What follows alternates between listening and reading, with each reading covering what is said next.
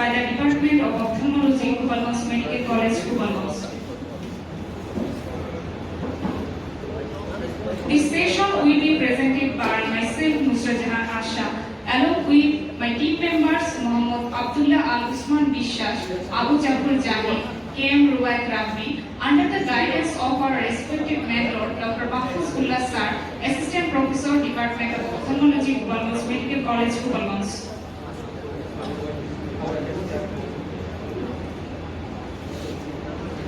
In this part of my session, I will discuss about learning objective, anatomy of lens, cataract definition, cataract prevalence. Before starting, let's look at our learning objectives. Understand to what cataract is and how affect our eyesight. Learn about the different types of cataract. Know the causes, risk factors behind cataract formation, common signs, symptoms, and how we diagnose cataract. A clear idea about the treatment options, especially surgery. Learn about possible complications and how to care after surgery. To understand cataract, we must have knowledge about the anatomy of the lens. So, what is lens? Lens is a transparent biconvex crystalline structure situated behind the pupil and in front of the vitreous. Diameter is about 9 to 10 millimeter. In this picture, you can see the red labeled area shows lens. The position of the lens is anteriorly there is pupil and iris, posteriorly there is vitreous body, and lens lies in a suspended position by the help of suspensory ligament. Now, we know about the metabolic activities of lens. Lens has no blood supply, nerve supply, and lymphatic drainage. Glucose is the main source of energy. Lens gets its glucose from the aqueous humor mainly and vitreous body.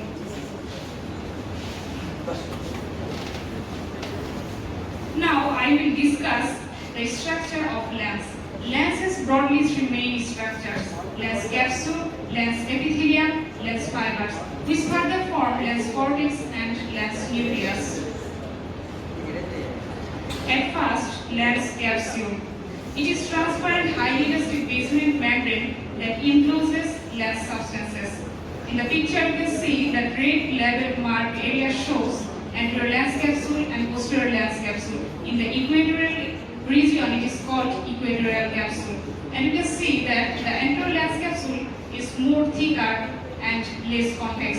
On the other hand, the posterior lens capsule is thinner and more convex. Now, lens epithelium. It is a single layer of cuboidal cells which lies deep to the anterior capsule. Here is a picture for better visualization. Here, anterior epithelium shows cuboidal cells as cells become columnar in the equatorial region and gradually converting to lens fibers.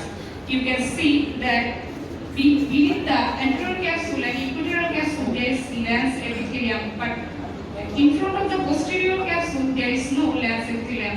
Why it occurs? It occurs due to, in the embryonic life, the posterior lens epithelium becomes columnar and elongated and lost their nucleus and organelles and then converted to primary lens fibers that makes up the embryonic nucleus, and that will ultimately occupy the central area of the adult nucleus. Now, lens fiber. Central nucleus fibers are more compactly arranged and hard in consistency, known as nucleus, and peripheral nucleus fibers are loosely arranged and soft in consistency, known as cortex. In the picture, you can see that the central red mark area shows nucleus, and surrounding the nucleus, the peripheral part is cortex.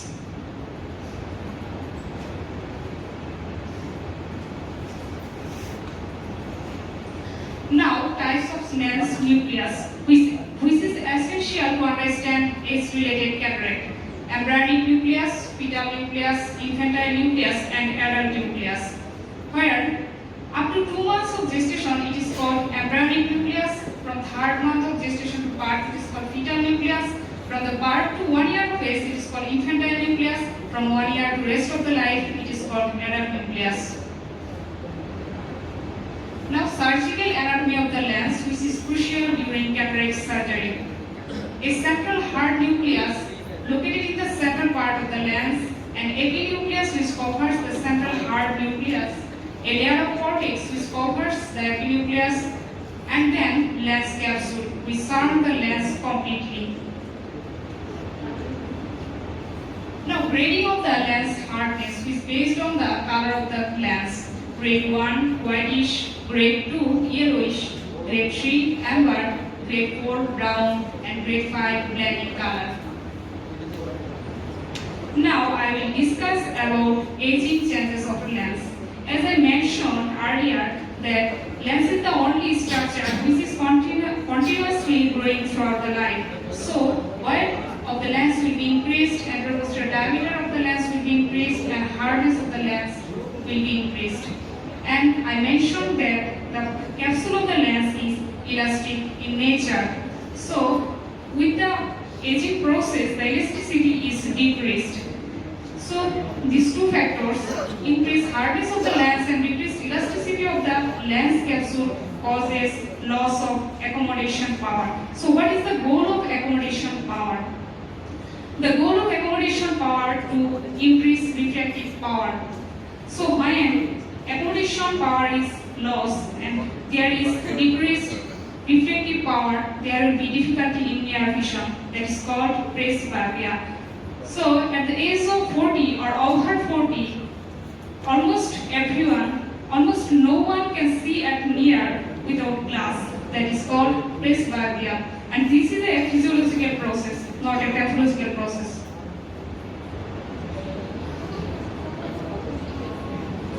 And at last we have reached our main topic, that is cataract. Any acquired or congenital opacity in the lens substance or its capsule, irrespective of the effect on vision, is called cataract. The most important and common cause of visual impairment in our subcontinent due to cataract. But it is fortunate that the visual impairment due to cataract is reversible. But the visual impairment depends on two factors: density of the opacity and location of the opacity.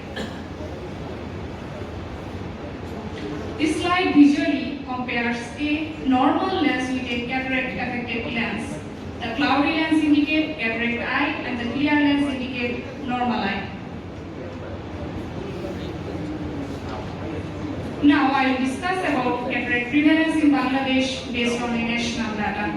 Blindness is about 1% over age 30. The main cause is cataract, which contribute about 80% of blindness cases. As all of we know that if incidence of any disease more than 10%, it is called significant. So you can see over there 80% of the blindness cases due to cataract. So cataract is a concern. And we should know about cataract because everyone will develop cataract as their aging process. At the age of 60, there is 60% possibility to develop cataract. At the age of 70, there is 70% possibility to develop cataract. At the age of 80, there is 80% possibility to develop cataract. So all of you will develop cataract. Your parents, your grandfather, grandmother, all of them will have cataract as well. Now I will show some risk factors for senile cataract. Increased age, hereditary, exposure to UV radiation, dietary factors such as vitamin A, vitamin C, vitamin E deficiency, severe diarrhea, diabetes mellitus, renal failure, pathological myopia, body-based steroids, smoking, and alcohol. This is all about my part of this session. The next part will be presented by my another teammate, Abu Jafar Zahid. Thank you everyone for your attention.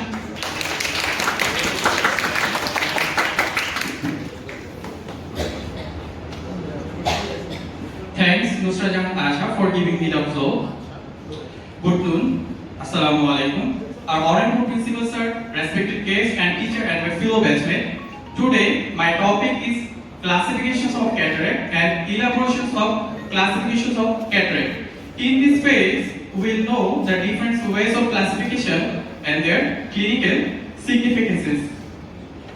Cataract can be classified etiologically and morphologically.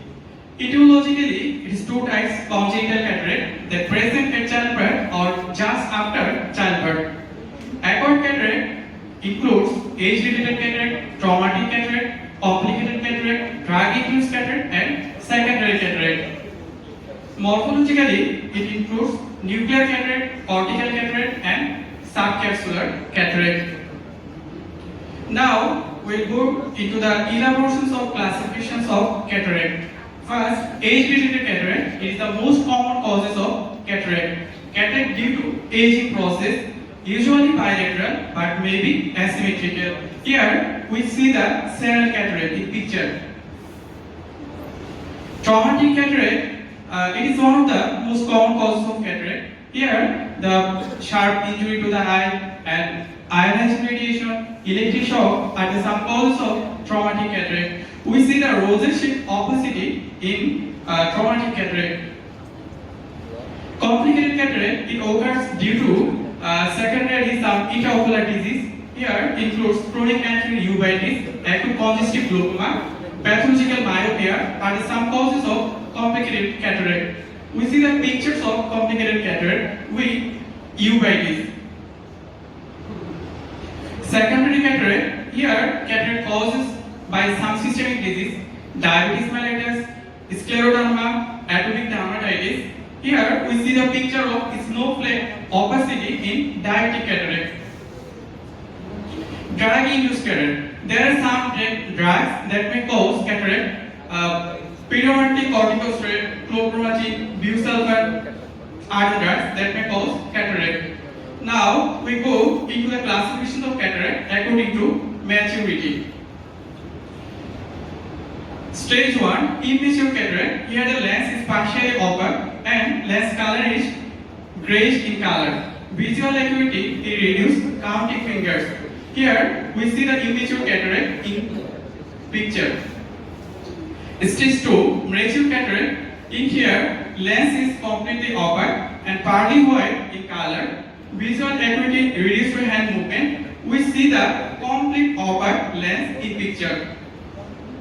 Stage 3, intermittent cataract, in which featured by swelling of the lens due to hydration of lens fiber, visual acuity reduced to hand movement, in which lens color is white. We see the swelling lens in picture. Stage 4, hypermature cataract, which presented with sharkened lens and wrinkled capsule, visual acuity reduced to perception of light, lens color milky white. We see the picture of hypermature cataract. Stage 4, Morganian cataract, featured by total liquefaction of the lens cortex and nucleus shrinks inferiorly. Visual acuity reduced to perception of light, in which milky white lens cortex and brown or amber colored nucleus. This is all about my session. Thank you for your time and attention. I would like to hand over K. Rubai Tapi to continue the session.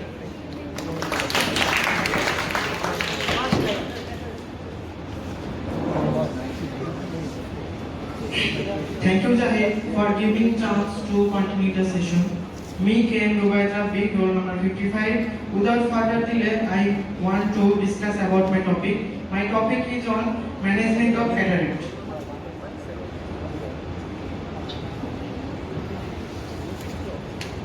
So first of all, we should know about the clinical feature. It includes symptom and sign. Symptoms that patient complaints are painless progressive loss of vision, uniocular polyopia diplopia, colored halos, black spot in front of the eye, progressive decrease in the peripheral visual field, and white opacity inside of the black of the eye. Then what are the signs? First of all, visual acuity. It is reduced to finger counting in case of immature stage, and hand movement to perception of light in case of mature stage, and perception of light in case of hypermature stage. Then color of the lens. It is grayish white in case of immature stage, pearly white in mature stage, and milky white in hypermature stage. Then iris shadow is only present in case of immature stage but absent in mature stage and hypermature stage. Last of all, red fundal glow, which is faint in immature stage but absent in case of mature and hypermature stage. Here is the visual representation of mature cataract and immature cataract, and also hypermature cataract and hypermature sclerotic cataract. Then what are the investigation? First of all, ophthalmic examination, it includes visual acuity, that means finger counting, hand movement, perception of light, projection of red, and no perception of light. Then biometry, to measure the power of the lens. Tonometry should measure the intraocular pressure to exclude the glaucoma. And perimetry to measure the visual field, and last of all, SICS patency test for the lacrimal drainage system.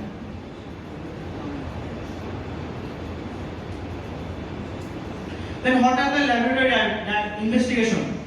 Here, random blood sugar for diabetes mellitus, electrocardiogram for showing the cardiac activity, and conjunctival swab for culture sensitivity test for any infection.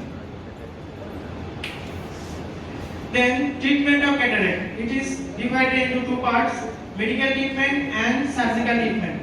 Medical treatment is for only symptomatic relief of the patient. Here we can use weak mydriatics, optimum illumination and magnifying glasses, and accurate refraction. Then surgical treatment. It divided into two parts: intraocular cataract extraction and extraocular cataract extraction. Extracapsular cataract extraction. It includes phacoemulsification, small incision cataract surgery, which is the commonly practiced in our country, and large incision cataract surgery. Then definition of intraocular lens. It is an artificial lens made up of monomer polymethyl methacrylate, which is implanted within the posterior chamber of eyeball by surgical intervention.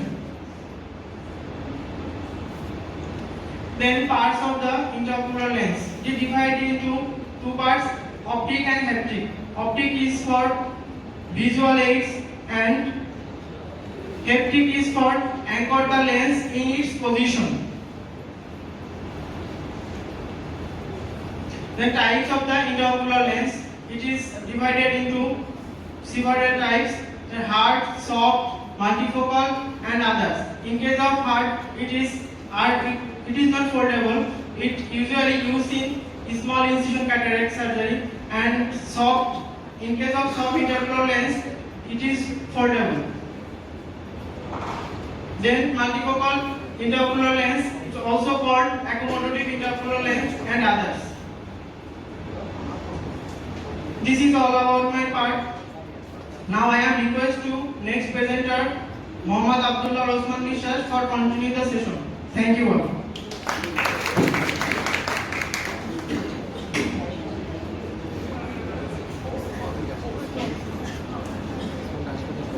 Thank you. Oh, I am not giving you thanks, guys. I actually giving thanks to Rabbi and my teammate for their wonderful presentation. But don't worry, I will give you great thanks if you pay attention throughout the presentation. And I know that only thanks can make you happy, so I will give you thanks with snacks after the presentation. So hold your seat tight. Now we will discuss cataract surgery.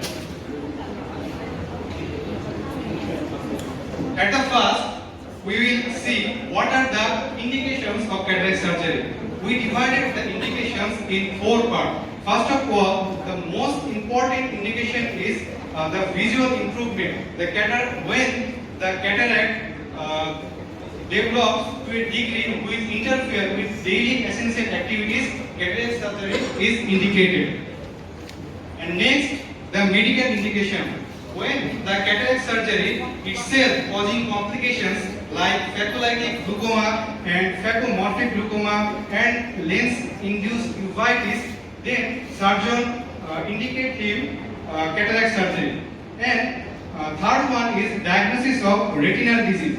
Prior to diagnosis, retinal disease, cataract surgery is indicated. And here you can see two eyes. one is normal eye, another is eye with cataract. And which one is beautiful? If you ask me that this eye with black pupil, I love this eye. So if any patient don't like eyes with a grayish white like this, then this is the cosmetic indication that surgeon indicate him or her for cataract surgery.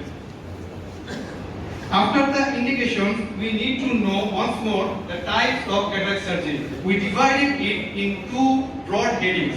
One is extracapsular cataract extraction and another is intracapsular cataract extraction. And intracapsular cataract extraction is not routinely done these days. So we need to know extracapsular cataract extraction. Here is three methods: conventional method, small incision cataract surgery, and phacoemulsification methods. Now, which one is ideal cataract surgery? Can anyone say? Which one is ideal cataract surgery?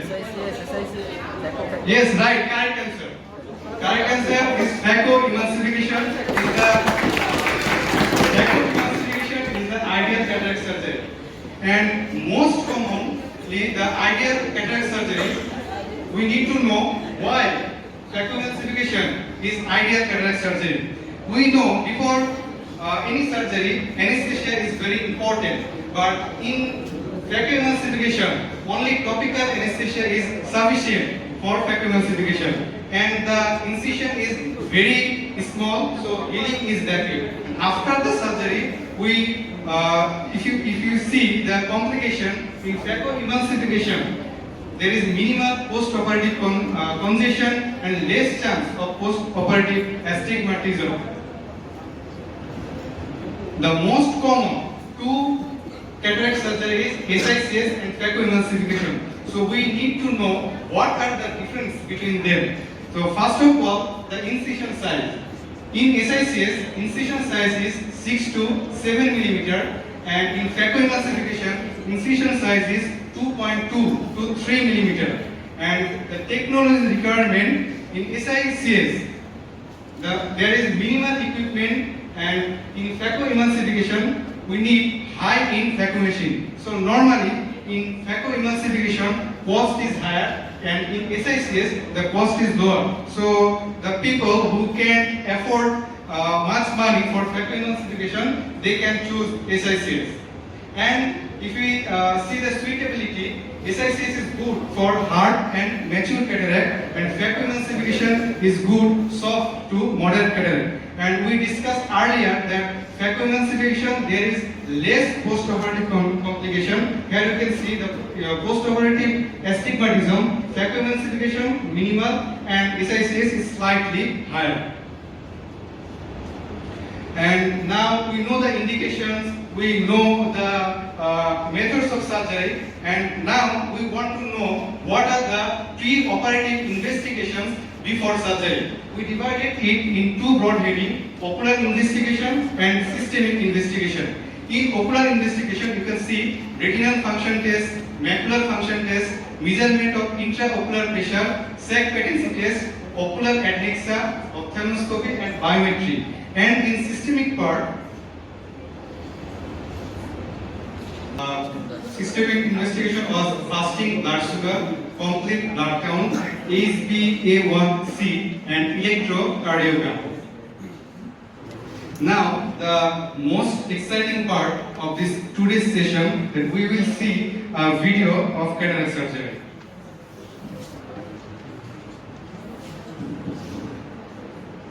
Before starting the video, we need to know the position of the surgeon.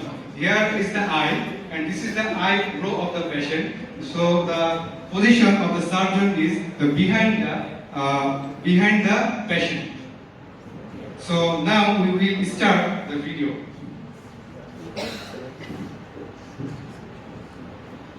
First of all, the surgeon is cleaning the ocular surface with povidone iodine 5%. Now irrigating ocular surface thoroughly with Ringal lactate. Now surgeon is turn the eyeball down and holding the superior rectus tendon with forceps and passing thick nylon suture with superior rectus tendon. Now surgeon will get lot of space and eyeball will be stable. Now surgeon is starting conjunctival peritomy. Now he is cutting from 11 o'clock to 1 o'clock with his scissor.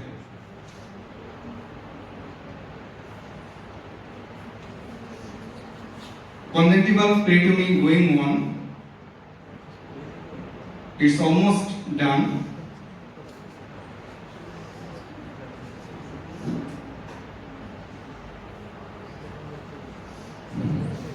After the conjunctival peritomy, surgeon is now doing bipolar wet field cautery. It will control bleeding and keep the ocular surface clean. Now this is 15 number Bart Parker blade. Surgeon is giving incision from 1 o'clock to 11 o'clock. And now this is crescent blade. He is making tunnel.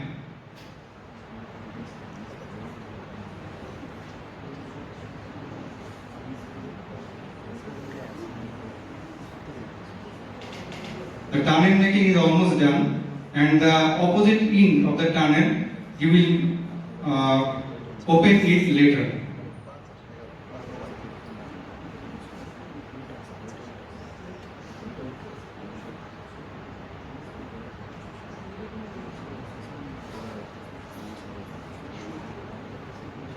Okay, now surgeon will make paracentesis at 9 o'clock. This is about 1.6 to 1.7 millimeter.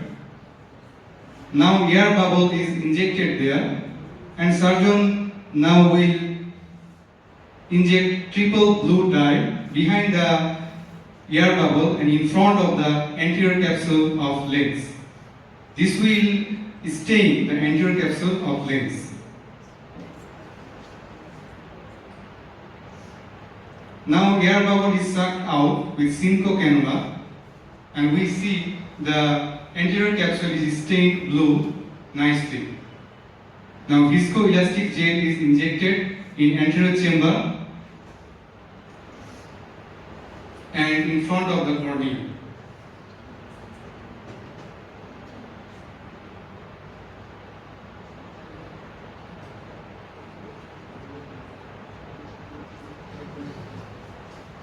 Now surgeon is doing capsular rhexis. Rhexis making in the anterior capsule. Now we can see the nucleus of the lens. Surgeon is injecting viscoelastic gel again. Now this is keratome. Surgeon is opening the other end of the tunnel to the anterior chamber. And this is the hydrodissection cannula. This will separate the nucleus of the lens from the posterior capsule of the lens.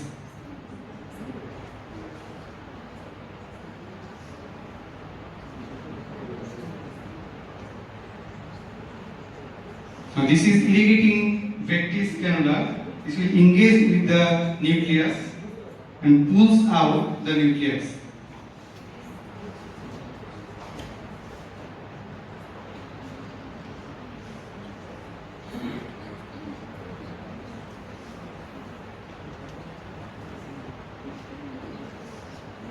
Now again viscoelastic gel is injected, and surgeon is cleaning the cortical matters with Simcoe cannula.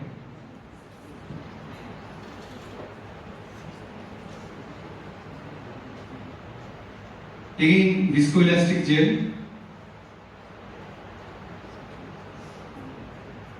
Now finally the intraocular lens. Surgeon is placing the intraocular lens in front of the posterior capsule of the lens.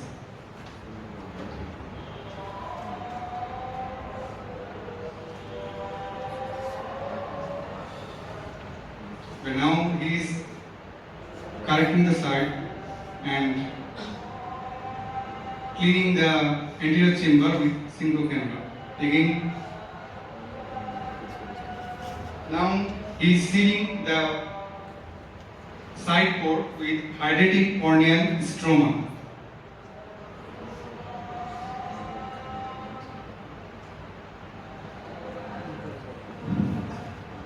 And the final suction with synco cannula, the remaining viscoelastic gel is removed. Now surgeon is injecting gentamicin and dexamethasone. And the nylon suture is removing now. And surgeon is now making releasable suture. The benefit of this releasable suture, after the healing, few days after, it can be released in outpatient department easily.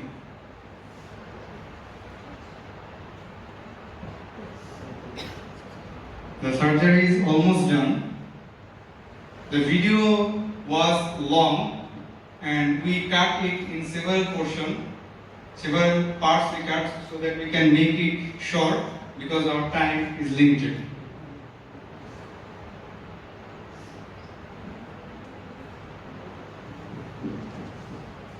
Okay. So we saw the cataract surgery, but we want to be the best surgeon. We know the code that a good surgeon know how to operate, a better surgeon know when to operate, and the best surgeon know when not to operate. So to be the best surgeon, we want to know when to delay or when not to do cataract surgery. So first of all, if there is no significant visible impairment, vision is good enough for daily activities, then surgeon can delay the cataract surgery. And if there is uncontrolled systemic illness, poorly controlled diabetes mellitus, hypertension or other cardiac issues, then surgeon will wait to control the systemic illness. If there is active ocular infection or inflammation like conjunctivitis, uveitis and blepharitis, then the surgeon will treat the infection or inflammation first, then prepare the patient for surgery. If the patient is not mentally or emotionally prepared or he is unable immediately to afford the cost of surgery, then surgeon can delay. And if the patient is unstable or he has other recent eye surgery, then surgeon will wait to heal before performing cataract surgery. Last of all, we will know the complications. What are the per-operative complications? What complication can be happen during surgery? There is raised incision, full thickness incision, endothelial injury, iris injury, hyphema, tear of posterior capsule, vitreous loss, and dropping of intraocular lens. And immediate post-operative complication, there is corneal edema, acute post-operative endophthalmitis, secondary glaucoma, hyphema, iris prolapse, and anterior uveitis. And finally, delayed post-operative complications. There is posterior capsular opacification, recurrent uveitis, deposits over the intraocular lens, mild ptosis, chronic endophthalmitis, and so on. And you gave great attention throughout the session, but you may not remember all the discussion while you are going to home. So there is 2 lines of take-home message. We will see you now. The take-home message for today's session is timely diagnosis of cataract saves vision and timely surgery saves independence. Now, what independence is this? Here, independence of vision, independence of life. You know that a blind person can see anything, can move wherever he wants, can read newspaper, books like us. So there is many restrictions of him. So if we can restore the vision of that patient with cataract surgery, then we can save the independence of that patient. And I say to you that I will give you great thanks after the session, and you know that I keep my words. So great thank you to all of you for your great attention throughout the session. And thank you to Principal Sir and our honorable guest for making this session wonderful, and all of our teachers for here to make our session wonderful. And thank you to our mentor Dr. Mahfuzullah Sir for cooperating us and giving us guidance to making this session.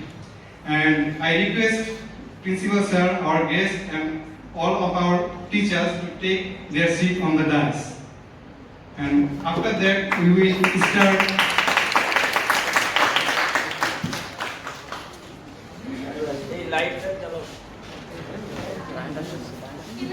The light checking. After that, we will start question answer session. We will take few questions from you, and I request our Sir, Dr. Mahfuzullah Sir, to conduct question answer session.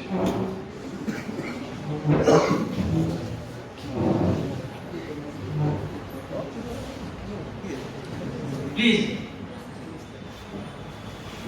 question our presenters.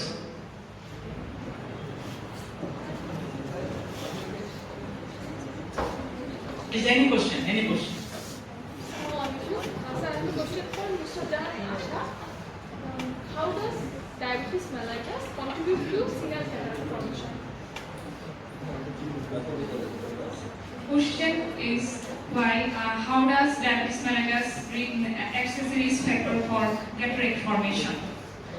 We know in diabetes mellitus there is excess blood sugar that is metabolized by aldose reductase in the sorbitol pathway in the lens. The end products are glucose sorbitol and galactose diacetyl.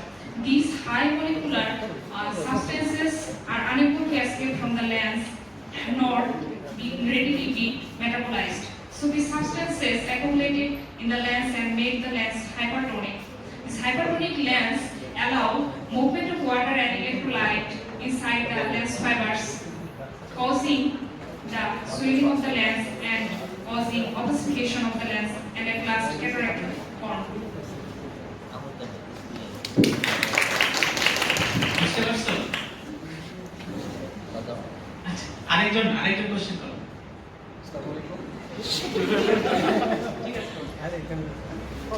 So I have to question towards Osman Bishas that you have showed in the video the viscoelastic gel is used several times during small incision cataract surgery. What is the use of this viscoelastic gel? Thank you. The component of viscoelastic gel is methyl cellulose. It is used several times in the surgery, and it protects the corneal epithelium and damage of the corneal epithelium, and it enhances the visibility of in the surgery. The visibility is not for the patient, for the surgeon, so that he can watch the structures clearly during surgery. Thank you. viscoelastic device যেটা আমরা ব্যবহার করি সেটা হলো যে শুধু corneal epithelium বা endothelium protect করার জন্য না, এটা আমরা to make the space for the surgery. Anterior চেম্বারটা ডিফেন্ড করতে হয়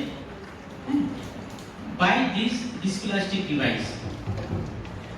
If we don't use frequently these devices, then many structures like endothelium, iris, lens capsule may be ruptured.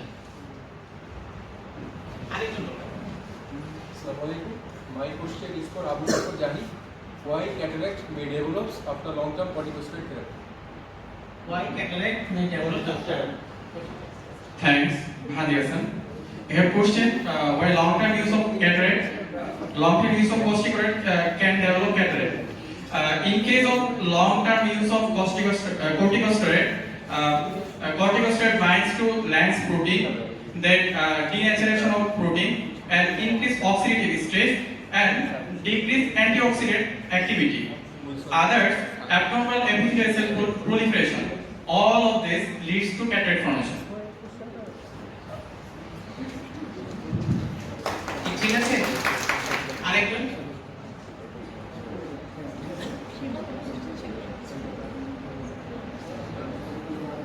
কত কোশ্চেন আছে? স্যার আমার প্রশ্ন হচ্ছে স্যার ভিডিওর মধ্যে দেখানো হয়েছিল যে ইনসিশন যখন দিব তখন হচ্ছে 1 to 11 o'clock পজিশনে আমরা ইনসিশন দিচ্ছিলাম, সেটা এই পজিশনে কেন, অন্য বাকি পজিশনে না কেন? অন্য পজিশন এবং এইখান দিয়ে কোনো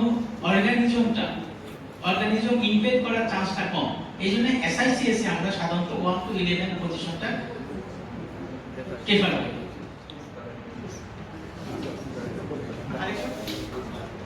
So I have a question for Dr. Mujahid. How does Wilson disease lead to the manifestation of a sunflower-shaped cataract? We know Wilson disease is caused by abnormal tissue deposition of copper.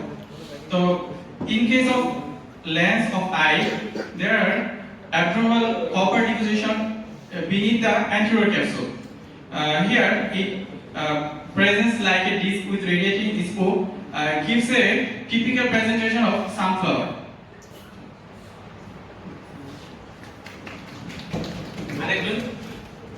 Assalamu alaikum. I have a question for the team. Why does a small posterior subscapular cataract cause more visual disability than a large nuclear or cortical cataract?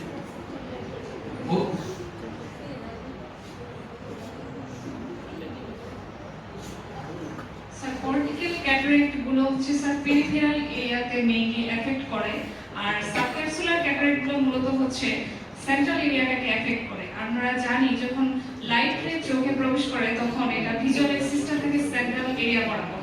যদি central এরিয়াতে কোনো অপাসিফিকেশন হয় তাহলে light রেটা সেখানে বাধাপ্রাপ্ত হবে, কিন্তু যদি পেরিফেরাল এরিয়াতে অপাসিফিকেশন হয় কিন্তু সেন্ট্রাল এরিয়াটা ক্লিয়ার থাকে তাহলে কিন্তু লাইট রেটা চোখে প্রবেশ করতে পারবে। এজন্য পেরিফেরাল এরিয়াতে যদি কোনো ক্যাটারাক্ট হয় অর্থাৎ কর্টিক্যাল ক্যাটারাক্ট হয় তারপর ভিজুয়াল ইমপ্যায়ারমেন্টটা তেমন বেশি হবে না, তবে সেন্ট্রাল এরিয়াতে হলে ভিজুয়াল ইমপ্যায়ারমেন্ট অনেক বেশি হবে। আরেকজন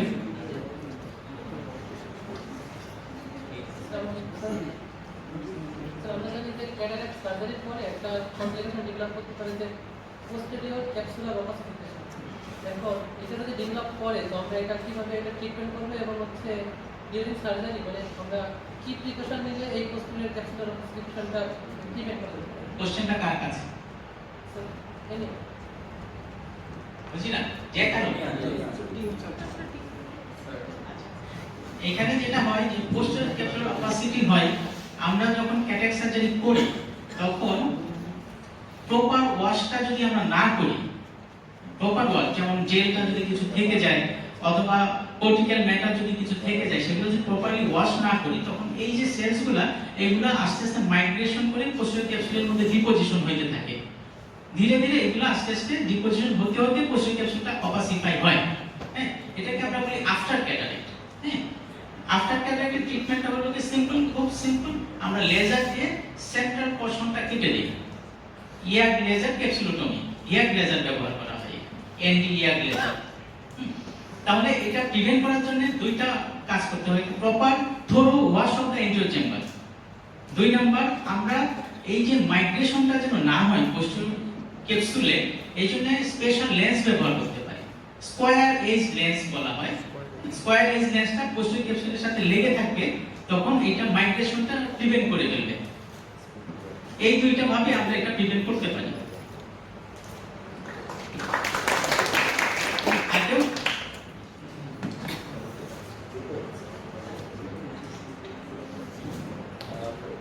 আসলে একটু অফিসিয়াল কাজে বারবার রিমাইন্ডার দিচ্ছে, তো একটু কাজ আছে। তো আজকে প্রেজেন্টার নিয়ে একটু কথা বলে যাই। ওদের প্রেজেন্টেশনটা খুবই সুন্দর ছিল। হয়তো প্রতিদিনই সুন্দর হয়, তবে আজকেরটা মনে হয় সুন্দরতম আর কি। সেশন ভালো, আর স্লাইড প্রেজেন্টেশন তো সম্ভবত মহসিন বোধহয় করে দিয়েছে কিনা জানি না, ওরাই করেছে, ভেরি নাইস। আজকের টপিকস নিয়ে একটা সুন্দর কথা, অনেকদিন পরে আসলে ক্যাটারাক্ট পড়লাম, সো এই জন্য ডিপার্টমেন্ট অফ অপথলমোলজিকে ধন্যবাদ জানাই, আর তোমাদেরকে তো অবশ্যই ধন্যবাদ জানাই যে আমাকে তোমরা এই সুযোগে একটু মানে আমার একটু লেখাপড়া করার সুযোগ করে দিয়েছো। তো কোশ্চেন আনসার চলুক থাকুক। আমি একটু থ্যাঙ্ক জানাতে চাই আমার খুবই কাছের ছোট ভাই, আমরা একসময় জেনারেল হাসপাতালে কলিগ ছিলাম, ডক্টর আবুল কালাম আজাদ। এখন সহকারী পরিচালক হিসেবে আমাদের গোপালগঞ্জ চক্ষু ইনস্টিটিউশনে আছে। আমি ওকে জাস্ট রিকোয়েস্ট করেছিলাম যে আমার ছেলেমেয়েরা একটু ক্যাটারাক্ট নিয়ে প্রেজেন্ট করবে, তুমি একটু সময় নিয়ে এসো। ও একদম টাইমলি না, আসলে টাইমেরও প্রায় 40 মিনিট আগে কিন্তু ও চলে আসছে। তো আসলে আমাদের ইনস্টিটিউশনে এই স্যাররা আসলে আমরা অনুপ্রাণিত হই, আমাদের শিক্ষার স্পেক্ট্রামটা বেড়ে যায়। আর আরেকটা বিশেষ কারণে আসতে বলেছিলাম, যেহেতু আমাদের আমাদের স্টুডেন্টদের ওখানে নিয়ে যায়, সুতরাং ওখানকার অথরিটিকে ওদের একটু জানাও দরকার। কারণ ওখানে যাওয়ার পরে কিছু তো সুবিধা আছেই, যাওয়ার ব্যাপার আছে, ওদের সুবিধা অসুবিধাটাও হয়তো একটু দেখবেন, আর যাতে ওরা কিছু শিখতে পারে সেখানে যেটুকু যা করণীয় সেটা একটু শেষ বক্তব্য এসে করবেন। আর ভাইকে ধন্যবাদ। লেট একটা শব্দ আছে, বেটার লেট দ্যান নেভার, তারপরে আপনি আসছেন। So thank you. একটু উঠছি, মানে আমি সেখানে ছেড়ে যেতে চাচ্ছিলাম না, কারণ it's a very good learning session. So we hope all the best for all of you and pray to Almighty for our success. Thank you very much.